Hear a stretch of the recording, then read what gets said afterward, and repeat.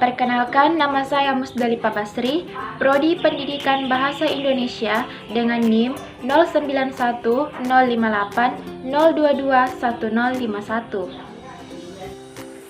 Konsep dasar mengajar dan pembelajaran.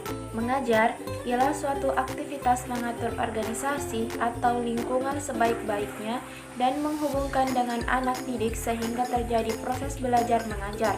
Pembelajaran.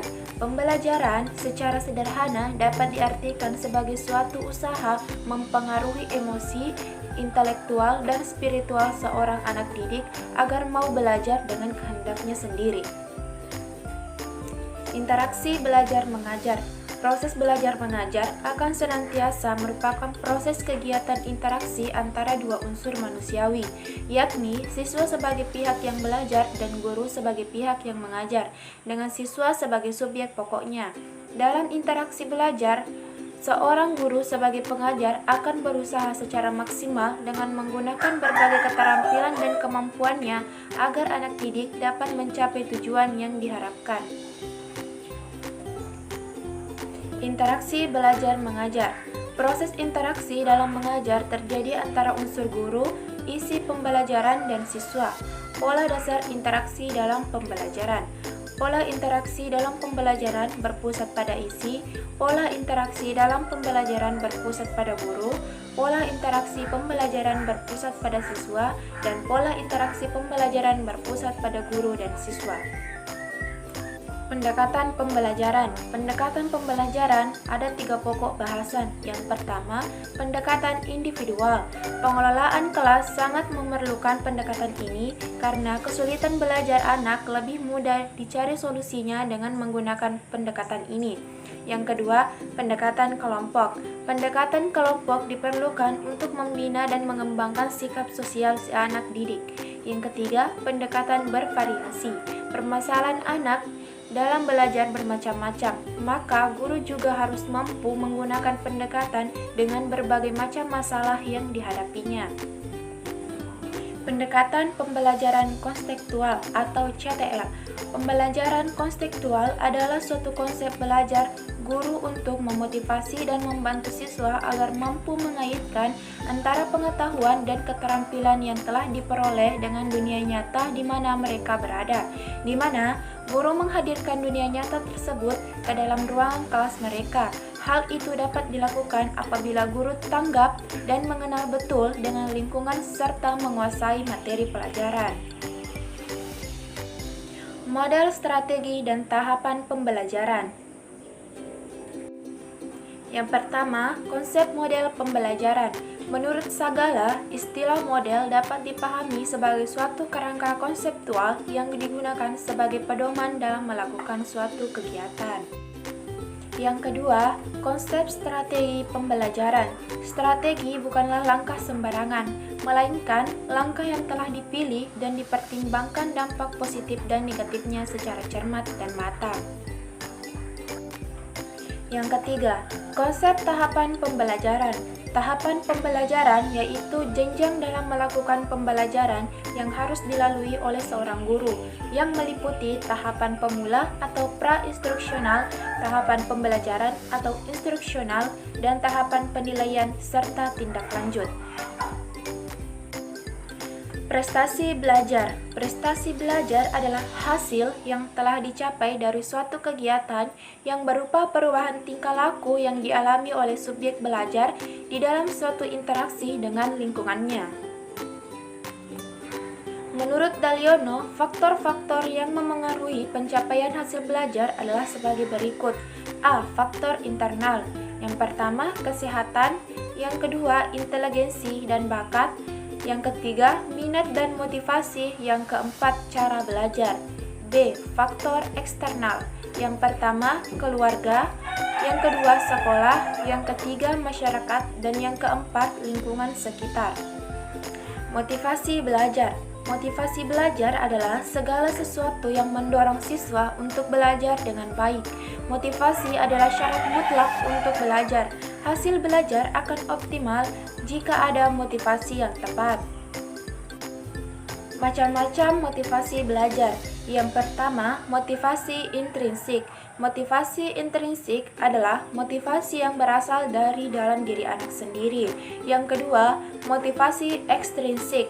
Motivasi ekstrinsik adalah motivasi atau tenaga-tenaga pendorong yang berasal dari luar diri anak.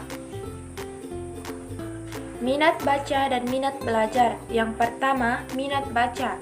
Minat membaca adalah kecenderungan jiwa yang aktif untuk memahami pola bahasa, untuk memperoleh informasi yang erat hubungannya dengan kemauan aktivitas dan perasaan senang yang secara potensial memungkinkan individu untuk memilih, memperhatikan, dan menerima sesuatu yang datang dari luar dirinya.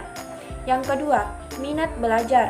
Minat belajar adalah perhatian, rasa suka, ketertarikan seorang siswa terhadap belajar yang ditujukan melalui keantusiasan, partisipasi, dan keaktifan dalam belajar.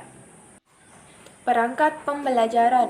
Perangkat pembelajaran adalah sesuatu atau beberapa persiapan yang disusun oleh guru, baik secara individual maupun kelompok, agar pelaksanaan dan evaluasi pembelajaran dapat dilakukan secara sistematis dan memperoleh hasil seperti yang diinginkan. Perpustakaan. Perpustakaan adalah suatu unit kerja dari suatu badan atau lembaga tertentu yang mengelola bahan-bahan pustaka, baik berupa buku-buku maupun bukan berupa buku-buku atau non-book material, yang diatur secara sistematis menurut aturan tertentu sehingga dapat digunakan sebagai sumber informasi oleh setiap pemakainya. Teori-teori belajar ada beberapa macam. Yang pertama, psikologi behavioristik, yaitu menekankan perilaku yang dapat diamati. Yang kedua, psikologi kognitif, yaitu mempelajari proses mental. Yang ketiga, belajar sosial. Yang terpenting ialah kemampuan seseorang untuk mengabstraksikan informasi dari perilaku orang lain. Efisiensi, pendekatan, dan metode belajar. Efisiensi adalah sebuah konsep yang mencerminkan perbandingan terbaik antara usaha dengan hasilnya. Pendekatan belajar adalah konsep dasar yang mewadahi, menginspirasi, menguatkan, dan melatari metode belajar dengan cakupan teoritis tertentu. Metode merupakan suatu cara yang dipergunakan untuk mencapai tujuan yang telah ditentukan. Emosional belajar. Emosional belajar adalah pengalaman afektif yang kuat dan ditandai oleh perubahan-perubahan fisik dalam hal belajar. Pada intinya, emosional belajar adalah kemauan untuk belajar. Proses dan fase belajar. Yang pertama, proses belajar. Belajar merupakan proses yang dilakukan secara sadar yang mampu digunakan untuk merubah perilaku. Pakasi dalam bukunya Anak dan Perkembangannya, sebagaimana dikutip Sobur, menguraikan sifat-sifat proses belajar sebagai berikut. Yang pertama, belajar merupakan suatu interaksi antara anak dan lingkungan. Yang kedua, belajar berarti berbuat. Yang ketiga, belajar berarti mengalami. Yang keempat, belajar adalah suatu aktivitas yang bertujuan. Yang kelima, belajar memerlukan motivasi. Yang keenam, belajar memerlukan kesiapan pada pihak anak.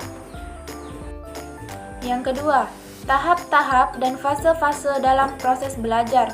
Dalam proses belajar, manusia melakukan beberapa tahapan, karena untuk dapat merubah suatu perilaku, diperlukan usaha dan tahapan sedikit demi sedikit. Sebab ini membutuhkan kemauan yang kuat, usaha yang besar, dan latihan yang lama. Demikian juga dalam proses belajar.